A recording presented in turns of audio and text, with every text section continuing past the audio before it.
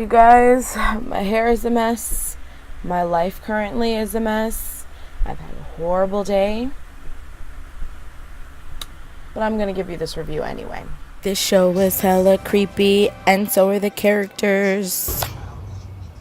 What's up, you guys? Welcome back to Soul by Gigi 101. And today is Tuesday, which means I'm giving you another recap review, whatever, of Riverdale. It doesn't flow like the Pretty Little Liars one did, but we'll get used to that. So, guys, today is episode 2 of season 1 of Riverdale of this review. And all I have to say is I don't know what the hell is wrong with these people. Really don't know. So Archibald is over here trying to fight between protecting his secret love affair with his teacher or telling the truth of hearing a gunshot. MaryChery Blossom is acting extra bitchy, trying to mask the fact that she's actually hurting over what happened with her brother, which I could tell from just the beginning of the first episode of season 1, episode 1, that she had something to do with her brother's murder, or whatever the case may be. Betty is trying to get over her heartbroken business, okay, of what went on the last episode. And Veronica's just trying to make amends. We do see Jughead a lot more, and you see Jughead trying to be Archie's friend and encourage him to do the right thing. That's a really quick rundown of everything. So, you guys, this episode was just like, what? Like, these characters are just so weird. It's almost like Ravenswood from Pretty Little Liars. I know that had its own series and I never watched it, but just what I saw of Ravenswood in Pretty Little Liars, how weird it was, how weird the people there were, that's what Riverdale reminds me of. And like, it doesn't make any sense whatsoever. I have no clue what is it with Betty's mother. Her mother is freaking crazy. I don't know what is it with her mother and like everybody else in the town. I don't get it. She has a thing with redheads. She does not like redheads, okay? And she doesn't like Veronica. And she's clearly the head of the household by how she talks to the father, her husband. I don't get her mother. So basically, this episode starts off with them finding MaryChery's twin brother, okay? He's wheeled in to the autopsy room. And first of all, that was just hella weird. Like, he was just laying there like this on the table. Like, I mean, points for being graphic and not being generic. They did really good on the makeup, but still, it was like hella weird. And MaryChery is trying to act like nothing happened. Like, she's like, I'm not gonna let this tear me down. You think that finding my brother dead is gonna make me miss out on this pep rally? Oh, no. Like, she was not having it. She was just being extra bitchy, which as a psychology degree holder, I could tell that was just her way of coping with the situation, okay? Whatever. But yeah, they're having a pep rally in honor of Homeboy's death, okay? And Betty is over here like sulking the whole entire episode and really trying to figure out what she wants to do because she's butthurt about Archie and what Veronica did. And I think she feels slated by both of them. And kudos for Veronica. I mean, Veronica could have been a little bit more tactful with her response, but kudos for Veronica because Veronica was like, dude, it is not my fault, okay, that he doesn't like you, because Veronica knew what she did was wrong. And you guys, she felt so bad about it. Like, she felt so bad. Like, she went out and got the girl yellow flowers, talking about yellow is the color of friendship, which I guess, I don't know. And then she got her, like, she imported freaking, well, it's not really imported because it's like the same state, I guess, I don't know, but she like imported New York cupcakes and I'm sorry, this, that, and the third. And Veronica is just like, I'm really, really sorry, da da da da da. And at first Betty was just like, I forgive everybody. And I think that for Betty, she was forgiving everybody because her mother doesn't like anybody. So for her, it was just kind of like going back and forth with, she decided to forgive them immediately just to spite her mother. Smite? Ooh, ooh, ooh. GRE words. And by mid-episode, she realized that she can't do that. And she has to be able to forgive them because she wants to. You know what I'm saying? So one of the ways that she tried to smite everybody, because she did eventually, she played off everything like everything was okay or whatever, and then like literally a quarter into the series, like literally 1/4 into the episode, not the series, she's all like, I just can't right now, and she decides she doesn't want to talk to anybody from 1/2 into like 3/4 in, and she doesn't really want to associate with any of them. And Veronica's trying really, really hard, and MaryChery is all like, I need spice, I need fire, I need the pussycat dolls. Mind you, that was something that I forgot to address in the first episode because that threw me, but we'll talk about that in a second.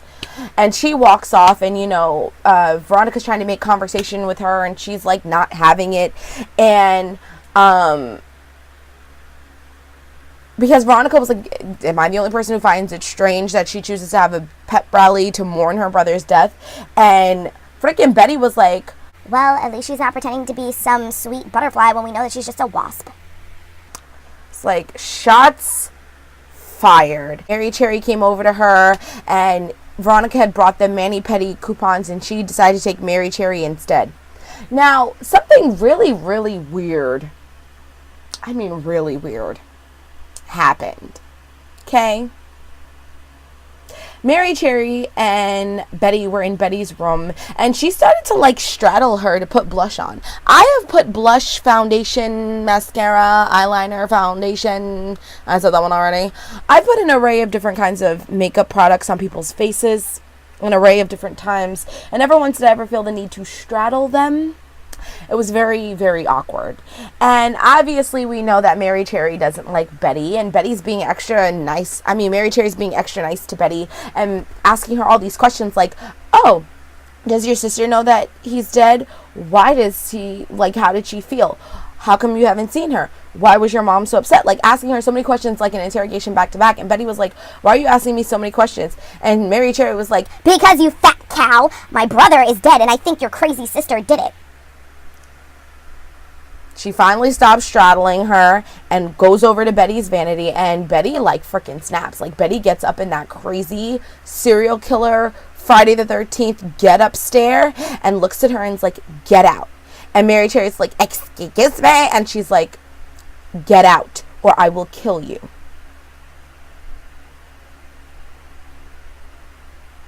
Girl, it was creepy. It was hella creepy.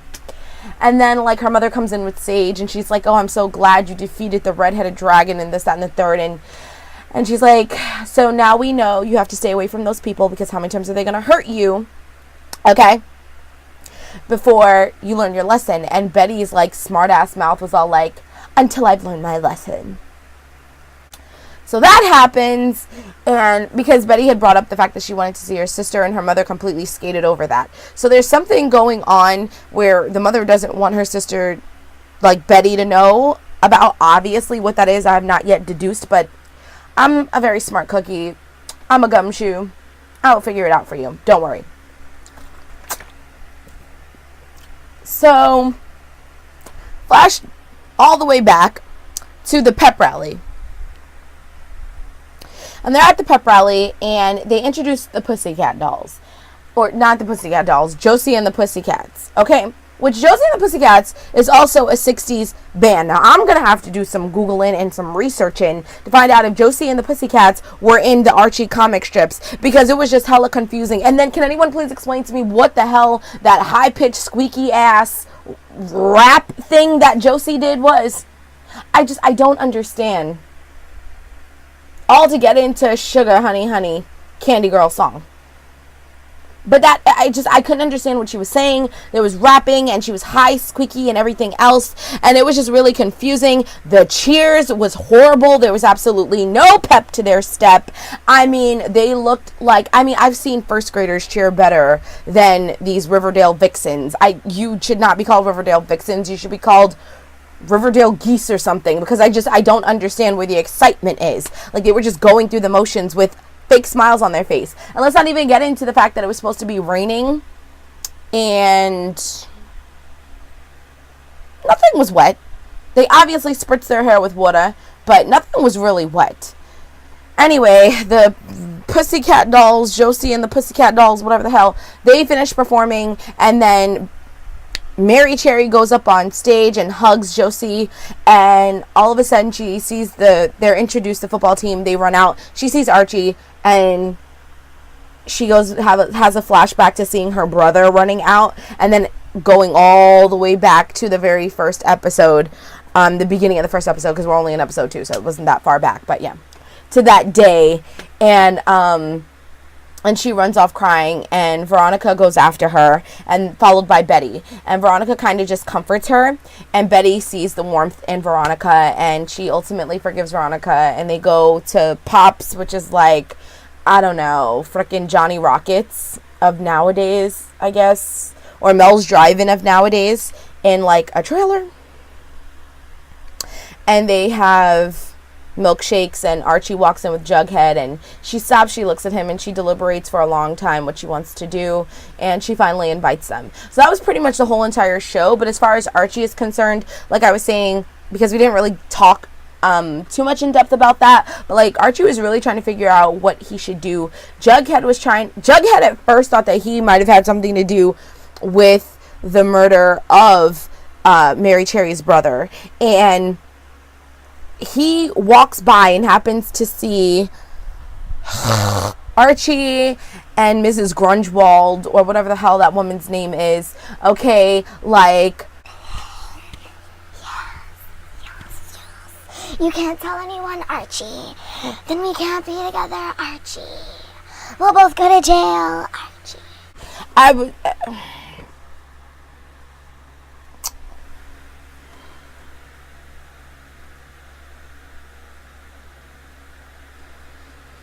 Why would you be doing that in school? That's what I'm trying to figure out. I'm really trying to figure out why you would be doing that in school. And Jughead catches them, and Jughead calls him out on it. And she played freaking Archie. She's like, if you care about me, because what we have is real, okay, I need for you to not say anything. And Jughead is like, she's lying. She's just trying to get you to cover up for her, because she's going to get fired, and she's going to go to jail if it comes out that you two were together. And Archie's acting all weird. The principal calls him out on it. Jughead calls him out on it. And his dad has been calling him out on it. And finally, he goes to, like, tell the truth. Like, he goes to Mrs.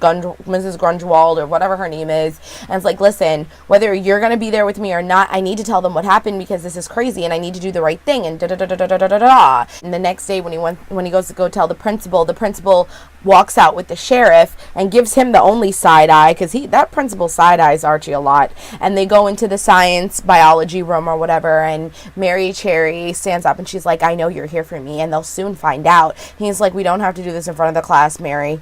And she's all like, it's fine, they're gonna find out anyway. And Veronica's like, find out what? And she goes, that I'm guilty. It was just very melodramatic. Like, this is the thing that I can't get over with Riverdale. Riverdale seems half fake and half really great. So, like, I think that the concept behind the show is really great, but I think that the way that it comes off is so corny and cheesy and fake.